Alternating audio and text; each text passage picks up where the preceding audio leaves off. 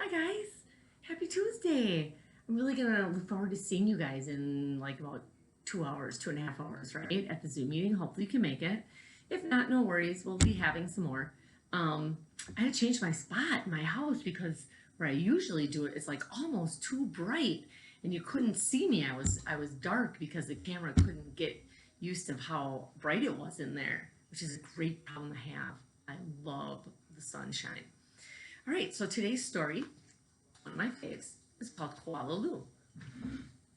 As I'm reading it, I'm going to ask a couple questions, and you can stop the the video and talk it over with your brother, your sister, your mom, your dad. Tell them your answers, your dog, your goldfish, or yourself. I find myself talking to myself quite frequently, actually.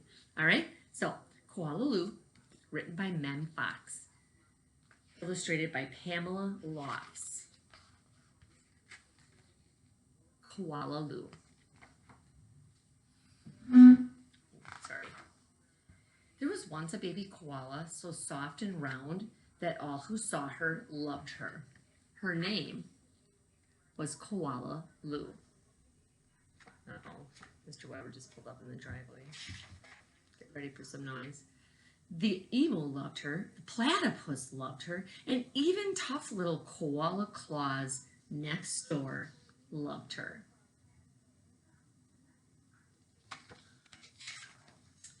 But it was her mother who loved her the most of all. 100 times a day she would laugh and shake her head and say, Koala Lou, I do love you.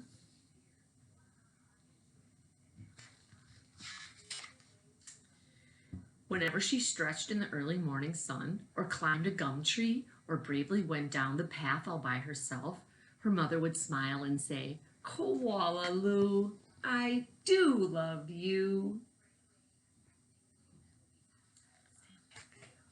I know you all point that out if we're sitting on the carpet. The years passed and other koalas were born, brothers and sisters for Koala Lou. Soon her mother was so busy she didn't have time to tell Koala Lou that she loved her, although, of course, she did. So look at this illustration. What do you think's going on there? Here's Mom. Here's Koala Lou over here. How do you think she's feeling, Koala Lou? It was too bright in there. I couldn't do my video. Every night, as she curled up under the stars, Koala Lou thought about the times when her mother had looked at her and said, Koala Lou, I do love you. She longed for her to say it again. One night, Koala Lou had a splendid idea.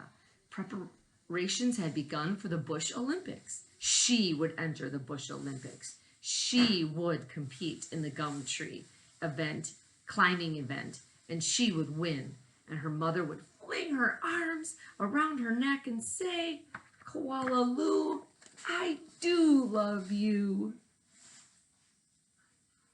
So up here I read the word every night, Koala Lou, up here I read, every night she would curl up under the stars. Koala Lou thought about the times her mother had looked and said to her, Koala Lou, I do love you. And she longed to hear her say it again. What does it mean to long to hear her say it again?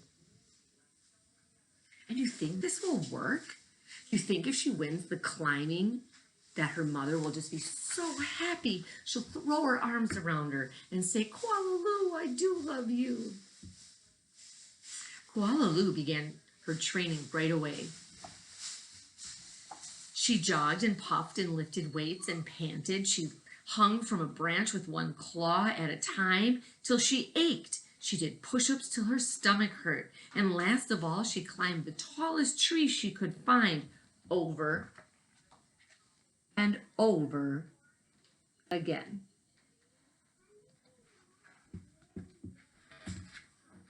Sometimes her mother would watch her and ask, How you going, Blossom? Just fine, Koala Lou would reply. There's Koala Lou way up there. Holy smokes. At last, the day of the Bush Olympics arrived.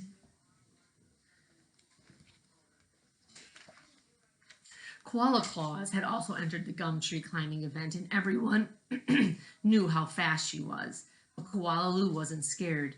She saw her mother in the crowd and imagined her saying, Koala, I do love you. Her heart filled with hope.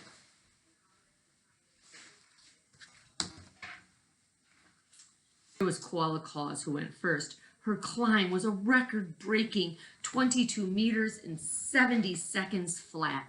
The spectators whistled and cheered and wildly waved their party hats. What's your prediction? Is Koala going to beat Koala Claus? Say it. What is your prediction? Can I do better than that? Wondered Koala. I must. As she stepped toward the tree, a hush fell over the crowd. On your mark, said the kookaburra. Get set. Go. Is she gonna do it? She gonna do it.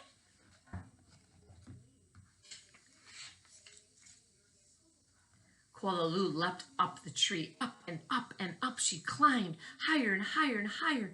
Faster and faster and faster until there she was, right on the top.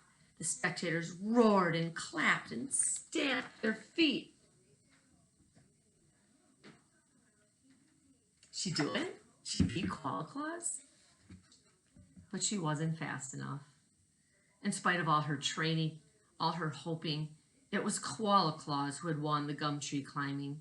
Koala came in second. Koala went off and hid. She heard the shouts of the Bush Olympics and cried her heart out.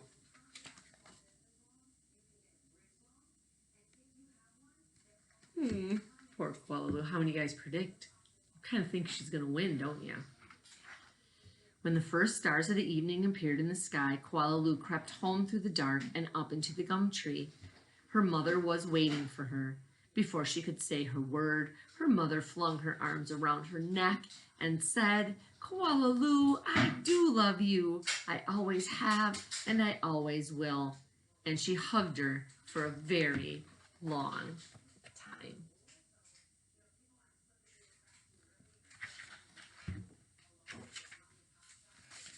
There's the kookaburra tree. So a couple things I want you to think about after you listen to this story is, would the ending have been the same? Do you think if Koala would have won the Bush Olympics gum tree climbing contest? Don't know. What lesson do you think Mem Fox, the author, wants to teach you in this book? I think she's teaching you a lesson. I want you to think about what that lesson is. All right? I'll see you guys later.